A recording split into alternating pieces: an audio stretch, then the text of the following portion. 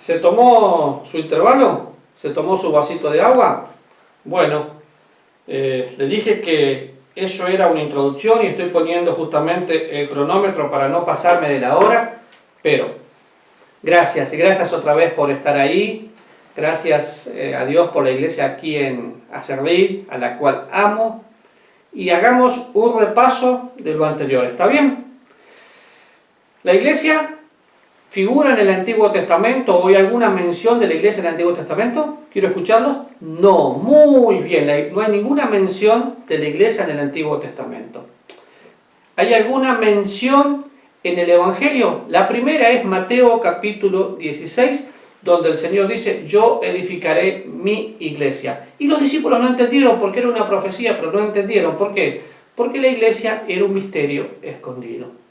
Vamos a terminar con el tema del arrebatamiento. No creo que ahora, pero vamos a terminarlo en algún momento. Entonces, para saber que la iglesia va a ser arrebatada y no va a estar en la tribulación, si los profetas no vieron la iglesia, porque no es una profecía, era un misterio escondido, ¿la iglesia pasaría por la tribulación? No. Déjeme leerlo, pero el nacimiento de Jesús, ¿sí? Sí lo vieron. Ellos sabían que Jesús iba a nacer en Belén, Números capítulo 24, versículo 17, Isaías 7:14, Miqueas 5:2, versículos que utilizamos siempre en Navidad. Ellos vieron eso. ¿Qué no vieron los profetas? No vieron la iglesia. Ahora, ¿vieron que el Mesías tenía que venir a la tierra y morir? Sí, Isaías capítulo 53. ¿Vieron la profecía del anticristo, Daniel 7, que lo leímos antes? Sí, también leímos Daniel 9 y vimos que era algo específicamente para el pueblo de Israel. ¿Vieron al sol de justicia, o sea, Jesús volviendo otra vez a la tierra? Sí, también vieron establecer el reino milenial, ese reino que fue rechazado, ¿se acuerdan? Vieron la tierra destruida por fuego, vieron la santa ciudad, vieron cielos nuevos y tierras nuevas, pero no pudieron ver la iglesia porque era un misterio escondido. ¿Cuándo comenzó la iglesia? Bueno, este es un tema que con los años yo he notado muchas posiciones y de hecho mucha confusión hasta que puede ser peligroso. Y yo noté aquí, porque no me las acuerdo todas de memoria, pero por ejemplo, algunos creen que la iglesia comienza cuando Jesús recorría Galilea. ¿Se acuerda que recién lo leímos? Bueno, recién en el programa anterior, en el video anterior, Jesús recorría sanando y predicaba el Evangelio del Reino. Algunos creen que ahí comienza la iglesia.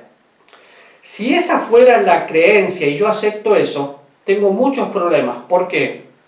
Porque hoy no hay apóstoles, hoy no necesito hablar en lenguas, la prioridad de hoy no es sanar, pero cuando el Señor recorría Galilea, sanaba. Tiempo después, en el libro de los Hechos vemos que se habló en lenguas, había un montón de señales. Los judíos buscan señales, nosotros no, porque somos la iglesia de Cristo. Entonces, para mí no empieza ahí. La segunda posición, creen que empieza en el aposento alto, Jesús en la cena del Señor, con sus íntimos, y los que creen eso, creen únicamente en la iglesia local. No llegan a creer en la iglesia como el cuerpo de Cristo. Es un error pensar en eso, porque estaríamos cercenando muchas partes de la Biblia. ¿En qué se basan? Se basan en que la palabra eclesia aparece 107 veces, pero más de 90 específicamente a la iglesia local. Es porque Dios estaba escribiéndole a través de sus siervos, los apóstoles, a iglesias locales. Y es muy importante saber que soy parte del cuerpo de Cristo, pero necesito una iglesia local para tener pertenencia. Pero no creo que haya comenzado ahí. Otros creen que comenzó en la cruz. Bueno, personalmente yo veo un problema grave. ¿Por qué? Porque si veo que la iglesia pudo haber comenzado en algunas de las posiciones que yo acabo de leer, puedo meterle otra vez ley a la gracia. Y no podría, bajo ningún punto de vista, creer en el arrebatamiento de la iglesia tal cual como fue enseñado. Ahora, vaya conmigo en su mente, ¿no? Para que vea. Desde que empieza Juan el Bautista, predica el Evangelio del Reino, anuncia el Evangelio del Reino, rechazan a Juan el Bautista, le cortan la cabeza, pero sale el Señor Jesús y predica el Evangelio del Reino. El Señor Jesús forma a sus discípulos, el Señor Jesús es quitado, es muerto. Entonces empiezan los discípulos a predicar, y usted ve los primeros 7 capítulos del libro de los Hechos predicando el Evangelio. En Hechos capítulo 2 eran todos judíos. Y usted va al capítulo 2, capítulo 3, capítulo 4, capítulo 5, y eran todavía un Evangelio del Reino trasladándose al Evangelio de la Gracia. Y déjeme darle algunos ejemplos muy claros. Por ejemplo, había sanidades y milagros espectaculares que no son necesarios para la salvación, y todavía se predicaba el Evangelio del Reino. De hecho, vamos al libro de los Hechos, vamos, porque es más fácil si usted lo ve conmigo. ¿Está bien? Vamos a empezar desde el capítulo 1. En el capítulo 1, los versículos 5 y 6 empiezan hablando, estando juntos. Entonces los que habían reunido le preguntaron, versículo 6, Señor, ¿restaurarás el reino a Israel en este tiempo? ¿Para quién era el reino? Márquelo, Israel. Y les dijo, no os toca a vosotros saber los tiempos o las sazones que el Padre puso en su sola potestad, pero recibiréis poder cuando haya venido sobre vosotros el Espíritu Santo, y me seréis testigos en Jerusalén, en toda Judea, en Samaria y hasta lo último de la tierra. ¿Está claro? Ahora, piense muy bien. Restaurarás el reino a Israel. Y es cierto, el Espíritu Santo viene, después veremos, y hace morada permanente. Pero cuando usted sigue leyendo un poco, capítulo 2, cuando llegó el día de Pentecostés, una fiesta judía, no es una fiesta de la iglesia. Capítulo 2, hablando del Señor Jesucristo. ¿A quién le habla? Versículo 22. Varones israelitas, oíd estas palabras. Jesús Nazareno, varón aprobado por Dios entre vosotros, con las maravillas, prodigios y señales que Dios hizo entre vosotros, por medio de él, como vosotros mismos sabéis. A este, entregado por el determinado consejo y anticipado conocimiento de Dios, prendisteis y matasteis por manos de inicuos, crucificándole, al cual Dios levantó, suelto los dolores de la muerte, por cuanto era imposible que fuese retenido por ella. Porque David dice, veía al Señor siempre delante de mí, porque está a mi diestra, no seré conmovido. Y el versículo 29 dice, varones hermanos, otra vez hablándole a los israelitas. Y usted ve que está hablándole todo al pueblo de Israel. Cuando va al capítulo 3 del libro de los Hechos, Pedro y Juan subían juntos al templo a la hora novena. ¿Qué hora novena? La hora de la oración, porque ellos todavía mantenían la rutina de la religión judía, de las costumbres judías. Y aquí ve, cuando Pedro dice, no tengo oro ni plata, pero lo que tengo te doy, y hacen un milagro maravilloso. Y otra vez, no estoy diciendo que Dios no hace milagros, pero no es el propósito de Jesús venir a sanar, sino a salvar. Cuando va al capítulo 4, otra vez ven que confronta a los judíos, literalmente, hablando ellos al pueblo, vinieron sobre ellos los sacerdotes y el jefe de la guardia del templo y los saduceos, resentidos de que enseñasen al pueblo y anunciasen en Jesús la resurrección de los muertos, y les echaron la mano y los pusieron en la cárcel.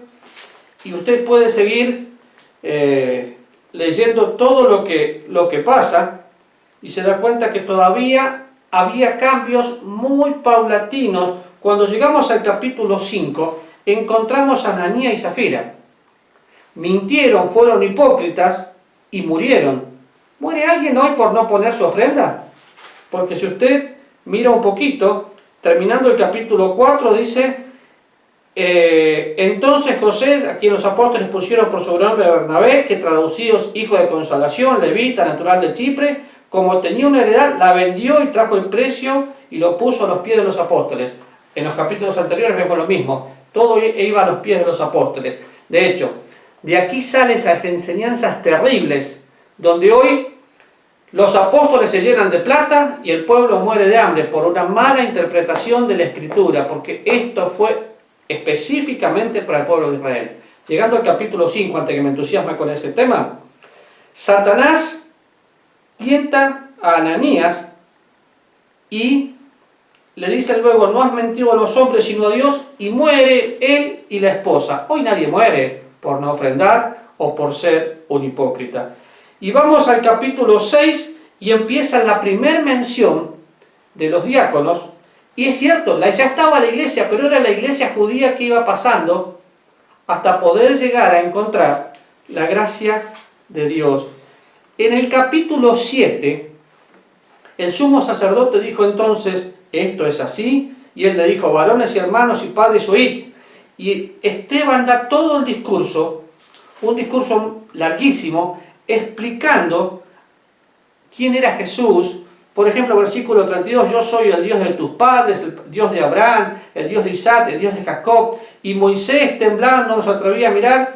Y sigue, hablando para los judíos, porque quería llegar a que el corazón de los judíos sea transformado. Estaban anunciando aún el Evangelio del Reino. ¿Qué pasa con ellos? Versículo 55 del capítulo 7. Pero Esteban, lleno del Espíritu Santo, puesto los ojos en el cielo, vio la gloria de Dios y a Jesús que estaba a la diestra de Dios, y dijo: he aquí veo los cielos abiertos y al Hijo del Hombre que está a la diestra de Dios. Entonces ellos, dando grandes voces, se taparon los oídos y arremetieron a una contra él. Y echándole fuera de la ciudad, le apedrearon, y los testigos pusieron sus ropas a los pies de un joven que se llamaba Saulo. Todavía no estaba Pablo, era Saulo. Saulo, el perseguidor de la iglesia. Si usted lee Filipenses capítulo 3, va a ver todos los antecedentes de lo que Pablo fue: fariseo, perseguidor de la iglesia y todo lo demás. Versículo 59, y apedreaban a Esteban mientras él invocaba y decía: Señor Jesús, recibe mi espíritu. Y puesto de rodillas clamó a gran voz: Señor, no le tomes en cuenta este pecado. Y habiendo dicho esto, durmió. ¿Por qué le leo esto? Usted va a mirar los primeros 7 capítulos y va a ver que todavía se predicaba el Evangelio que había sido ofrecido. Pero aquí lo rechazan. Es la última oportunidad que tuvo el pueblo de Israel en este momento para poder decir no. Entonces ese reino tiene que ser pospuesto, y aquí cambia todo. Porque Saulo consentía en su muerte, capítulo 8 del libro de los Hechos, y en aquel día una gran persecución contra la iglesia que estaba en Jerusalén. Y todos fueron esparcidos por las tierras de Judea y Samaria, salvo los apóstoles. Y sigue, y empieza la persecución. Luego en el capítulo 9 ya viene la conversión de Pablo, que es maravillosa. Y Pablo conoce la gracia de Dios, y se le pregunta a Pablo: ¿por qué persigues? Y Dios le dice algo hermoso a Pablo. Versículo 15. El Señor le dijo: ve, porque instrumento escogido me es este para llevar mi nombre en presencia de los gentiles y de reyes y de los hijos de Israel, porque yo mostraré cuánto les es necesario para padecer por mi nombre. Ahora, fíjese el orden. Si usted va a mirar Jerusalén, Judea, Samaria, hasta lo último de la tierra. Sin embargo, aquí dice que él va a llevar su nombre a los gentiles, a los reyes y a los hijos de Israel. Lo pone en último lugar. ¿Sí? Vemos la conversión de Pablo. En el capítulo 10 vemos a Cornelio, el primer hombre piadoso que encuentra la gracia de Dios. Y ya Pablo entra en acción en una forma increíble, y el Evangelio de la gracia de Dios pasa a tener preeminencia. Es cierto que vamos a ver en algún momento al apóstol Pedro, cuando Dios le muestra la gracia y la iglesia se termina de formar. ¿Se acuerdan en el estudio anterior De los dos pueblos hizo uno, derribando la pared intermedia. Y usted va a ver terminando el libro de los Hechos que ya prácticamente no hay milagros poderosos, sí cuando a Pablo le pica la víbora, pero no necesitábamos eso. ¿Por qué? Porque vino a salvar lo que se había perdido. Entonces, rechazando a Esteban, se cierra el tiempo para los judíos y empieza la plenitud de los gentiles. Romanos capítulo 11, versículo 25. Vaya conmigo. Y perdón, pastor, le estoy tomando más tiempo del que usted me da. Después me va a regañar por WhatsApp, porque ahora no lo puedo hacer personalmente. Pero qué hermoso es pensar cuando voy a Romanos y dice, porque no, versículo 25, perdón, de Romanos 11. Porque no quiero, hermanos, que ignoréis este misterio, para que no seáis arrogantes en cuanto a vosotros mismos, que ha acontecido a Israel endurecimiento en parte, hasta que haya entrado la plenitud de los gentiles. Endurecimiento en parte. Se endurecieron, y entonces Dios, ¿qué tiene que hacer? Para el plan y lo pospone para después. ¿Y por qué les enseño todo esto? En primer lugar, para que sepa que la iglesia no va a pasar por la tribulación, que la doctrina de la inminencia es que Cristo puede venir ya. En segundo lugar, para que entienda qué es la iglesia. La iglesia no es un lugar de religión, sino de relación. No es un lugar lleno de normas, sino de naturalidad.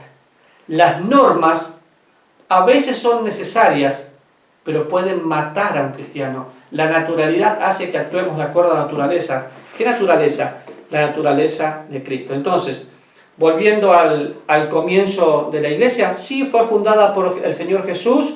Cuando Él vino no hay un plan B. Él sabía que iba a fundar su iglesia y la iba a edificar, porque Dios en su presciencia, ¿sí?, sabía perfectamente que el pueblo de Israel le iba a negar. Y usted dice, ¿para qué le anunció el Evangelio del Reino? No sé, pero eso lo anunció. Y Dios sabe todas las cosas. Ahora, con todo esto, vamos a pensar en el arrebatamiento y cómo va a suceder. San Juan, capítulo 14.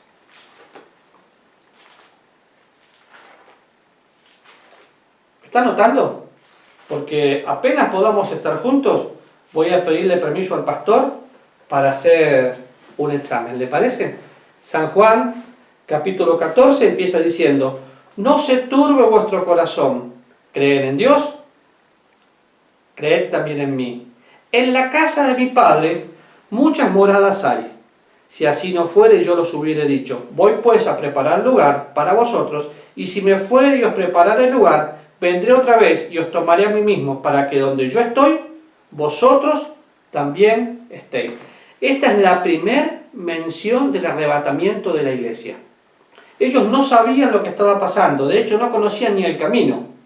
Pero Jesús, en primer lugar, le da una promesa diciendo: bueno, ¿están turbados? Reposen, tranquilos. Y yo voy a retornar, porque estoy preparando el lugar. ¿En qué momento? No le dijo cuándo, pero les prometió algo, que iba a enviar un Consolador, el Espíritu Santo. Entonces, yo quiero que veamos algunos versículos que siguen en el Evangelio, porque miramos de memoria, o leímos un poquito, Hechos capítulo 2, cuando la morada del Espíritu Santo se transforma en permanente en los hijos de Dios. Pero acuérdese, para que haya un cuerpo de Cristo en la tierra, tiene que haber una cabeza en el cielo. Entonces, Jesús tenía que ascender al cielo para que tenga que descender el Espíritu Santo. ¿Le quedó claro? Ahora, ¿era una promesa? Sí. Fíjese, vamos a leer algunos versículos. Versículo 11. Creedme que yo soy en el Padre y el Padre en mí. De la otra manera, creedme por las mismas obras. De cierto os digo, el que cree en mí, las obras que yo hago, él hará también. Y aún mayores hará, porque yo voy al Padre. Y todo lo que pidieres al Padre en mi nombre lo haré, para que sea glorificado en el Hijo. Y si algo pidieres en mi nombre lo haré. Si me amáis, guardad mis mandamientos. Y yo rogaré al Padre, y os dará otro Consolador para que esté con vosotros para siempre. El Espíritu de verdad, el cual el mundo no puede recibir porque no le ve ni le conoce, pero vosotros le conocéis porque mora con vosotros y estará en vosotros. Anote ahí al margen 1 Pedro capítulo 1 versículo 4. No os dejaré huérfanos, vendré otra vez a vosotros. Vendré otra vez a vosotros. Y no quiero seguir, pero habla de manifestarse y todo lo demás, pero quiero tomar algo de acá. Yo rogaré al Padre y os dará otro Consolador. La palabra Consolador es la palabra Paracleto, alguien para ayudarnos. ¿Cuál es la diferencia? Los discípulos tenían a Jesús caminando alrededor de ellos. Aquí dice, para que esté con vosotros para siempre, y en el versículo posterior dice que estará en nosotros, ya no solamente con nosotros. ¿Cuándo se cumple esta promesa? Esta promesa se cumple en Hechos capítulo 2, cuando el Espíritu Santo viene a morar a la vida de los cristianos, en ese contexto judío, pero después pasan a todos los demás, mora definitivamente en todos los demás. Y usted dice, pero ¿cómo hicieron los que no eran judíos para recibir el Espíritu Santo si no habían estado en Pentecostés? ¿Nunca les surgió esa duda? Bueno, qué bueno es que la Biblia tiene respuesta, porque los que no habían estado en Pentecostés, pasó esto, versículo 19 del libro de los Hechos. Aconteció entre tanto que Apolos estaba en Corintio, Pablo, después de recorrer las regiones superiores, vino a Éfeso, y hallando a ciertos discípulos, que creemos que eran los discípulos de Juan, les dijo, ¿recibisteis el Espíritu Santo cuando creísteis? Y ellos dijeron, ni siquiera hemos oído que hay Espíritu Santo. Entonces dijo, ¿en qué fuisteis bautizados? Y ellos dijeron, en el bautismo de Juan. Y dijo Pablo, Juan bautizó con bautismo de arrepentimiento, diciendo al pueblo que creyesen en aquel que vendría después de él. Esto es Jesús, el Cristo. Y cuando oyeron esto, fueron bautizados en el nombre del Señor Jesús. Y habiendo impuesto Pablo las manos, vino sobre ellos el Espíritu Santo. Y hablaron en lenguas y profetizaban, bla, bla, bla, bla, bla, bla, bla. ¿Qué es el bautismo del Espíritu Santo? Bueno, el bautismo del Espíritu Santo que sucedió acá es lo mismo que dice 1 Corintios capítulo 12. Y disculpe que me extienda, pero yo necesito que usted tome nota. ¿Por qué? Porque a partir de ese momento, todos los creyentes pasamos a experimentar lo mismo. La morada del Espíritu Santo, morada es un lugar, y ahí vive Cristo. Capítulo 12, versículo 13, dice, porque por un solo Espíritu fuimos todos bautizados en un cuerpo, sean judíos o griegos, sean esclavos o libres, y a todos se nos dio a beber del mismo Espíritu, el cuerpo de Cristo. Ya no hay judíos, ya no hay gentiles, es el cuerpo de Cristo. Toda la transición que hemos visto en el libro de los Hechos llega al punto donde el Espíritu Santo mora en la vida de cada uno de los que nacen de nuevo. ¿Está bien? Y el nacer de nuevo me da la posibilidad de ser parte de la iglesia de Cristo. Desde el momento que Cristo pasa a vivir en mi vida en forma permanente, y yo creo, paulatinamente voy experimentando cambios y soy transformado a la imagen de Cristo. Pero creo que usted entendió, la gracia de Dios, Dios no la impuso. La gracia de Dios la fue revelando paulatinamente para que la puedan conocer y la puedan disfrutar. Por eso dije, la iglesia no espera señales. La iglesia espera a Cristo. Los judíos sí esperan señales. Entonces, si pensamos en todo esto, ¿sí? Y pensamos en la primera mención de Cristo, el arrebatamiento es un misterio escondido específicamente en Cristo. Y yo quiero dar algunos versículos más. Vaya conmigo a Efesios, por favor, capítulo 5.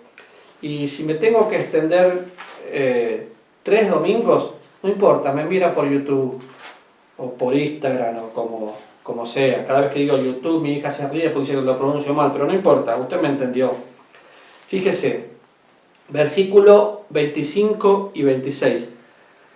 Maridos, amad a vuestras mujeres, así como Cristo amó a la iglesia y se entregó a sí mismo por ella. ¿Para qué? Para santificarla, habiéndola purificado por el lavamiento del agua, por la palabra, a fin de presentar a sí mismo una iglesia gloriosa, que no tuviese mancha, ni arruga, ni cosa semejante, sino que fuese santa y sin mancha. Y sigue ahí, después habla del misterio respecto de Cristo y de la iglesia. ¿Y qué es lo que va a presentar el Señor?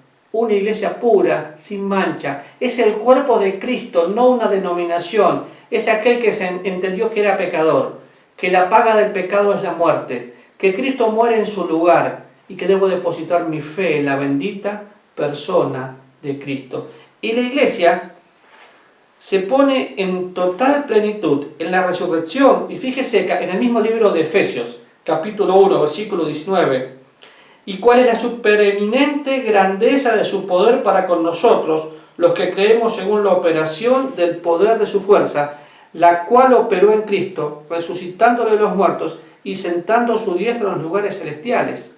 Lo que hizo aquí lo repite, nos sentó a nosotros en lugares celestiales. Somos la iglesia de Cristo. Y si puedo tomar este tiempo antes que lleguemos al arrebatamiento específicamente, es para decirle algo. Somos la iglesia de Cristo, estamos sentados en lugares celestiales, juntamente con Él nos resucitó y asimismo nos hizo sentar en lugares celestiales en Cristo, para que vivamos diferente definitivamente. Y la venida de Cristo a buscar a los suyos, a su iglesia, puede ser hoy, en este momento. Ahora, fíjese, Romanos 4:25, y me van surgiendo cosas. Y no sé cómo vamos a solucionar esto, pastor, pero bueno, me van surgiendo cosas y yo quiero que las aprovechemos. Romanos capítulo 4, versículo 25, da algo espectacular que si no hubiera sucedido la iglesia no estaría acá. Y dice, el cual fue entregado por nuestras transgresiones y resucitado para nuestra justificación. Otra vez, la resurrección de Cristo hace que yo haya sido redimido y justificado. Redimido fácil, comprado por un precio y puesto en libertad. Justificado, declarado justo aunque soy culpable. Dios me ve en Cristo y justificado por esa fe, tengo paz para con Dios. Entonces, ante la expectativa de la venida de Cristo, otra vez, nosotros no esperamos señales, esperamos al Salvador. Señales se vinieron dando. Y las únicas señales que sí o sí vamos a ver es lo que está pasando. La negación de la fe o apostasía. Vamos a ver muchas señales. Y cuando las señales se vayan acrecentando, más cerca está el arrebatamiento. Pero no podemos poner una fecha. Porque nadie pone una fecha. Ni para el arrebatamiento ni para la segunda venida. Pero los cristianos, Dios nos mandó una sola cosa. Hacer luz. Y a vivir en luz. Porque en cualquier momento viene Jesús. Padre, gracias por tu amor, misericordia. Y Señor, estamos aprendiendo y te necesitamos. Por eso te ruego que nos hables, Dios, y que podamos en esta semana que entra estudiar y conocerte más. En el nombre de Jesús.